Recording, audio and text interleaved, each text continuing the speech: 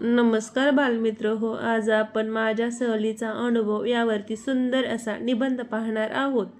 जर तुम्ही चॅनलवरती नवीन असाल तर चॅनलला सगळ्यांनी सबस्क्राईब करून घ्या। चला तर मग व्हिडिओला सुरुवात करूया। पहाटे घड्याळात 3 वाजले तशी आमची रोमांचक सहल सुरू झाली। आमच्यासोबत मंजिरी मिस आणि रुपाली मिस होत्या। आमच्या 6वी अ ब क च्या मिश्र मुलींचा गट आणि 6वी अ मधील उत्साही मुलांचा गट एका बसमधून एकत्र निघालो, तर दुसरी बस इतर मुलांचा गट व गोपाल सर आणि बाबर सर यांच्यासोबत कोल्हापूरचे आश्चर्य पाहण्यासाठी निघालो। आम्ही सर्व मुले नाचत नाचत धमाल मस्ती करत प्रवासाचा आनंद घेत निघालो। मग आम्ही 8 वाजता नाश्ता करण्यासाठी थांबलो। नाश्त्यात इडली, सांबर, पोहे व चटणी होती। नाश्ता करताच आम्ही प्रवासाला परत सुरुवात केली। आम्ही ऐतिहासिक कण्हेरी मठ येथे गेलो। हे एक आश्चर्यकारक स्मारक आहे, जे या प्रदेशाचा समृद्ध सांस्कृतिक वारसा दर्शविते। आम्ही त्याच्या प्रभावी वास्तुकलेतून फिरत असताना आम्ही आकर्षक कथा आणि मूर्तिकलेच्या आविष्कारामुळे भारावून गेलो।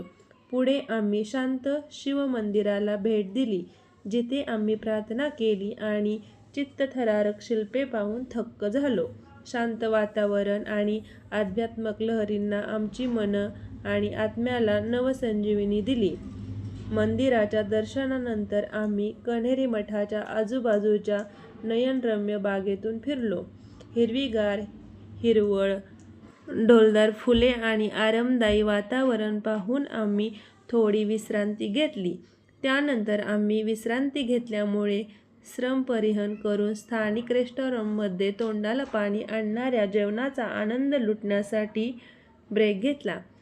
कोल्हापुरी पाककृती अर्थात शाकाहारी जेवणाचा अस्सल स्वाद चाखला।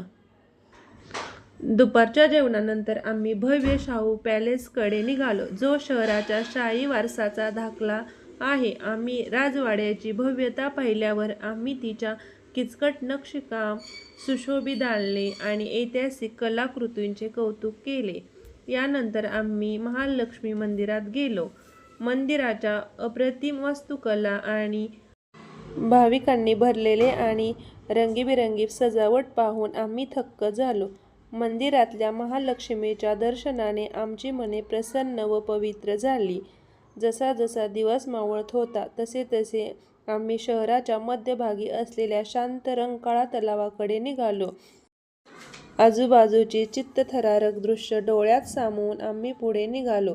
आम्ही आमच्या विलक्षण सहलीची सांगता एका स्थानिक भोजनालयात आनंददायी जेवण केले आणि पुन्हा एकदा कोल्हापुरी पाककृतीचा आस्वाद घेतला। आम्ही घरी परतत असताना आम्ही सर्व आमच्या कोल्हापुरी सहलीच्या साहसी आठवणींनी भारून गेलो होतो। धन्यवाद मित्रहो.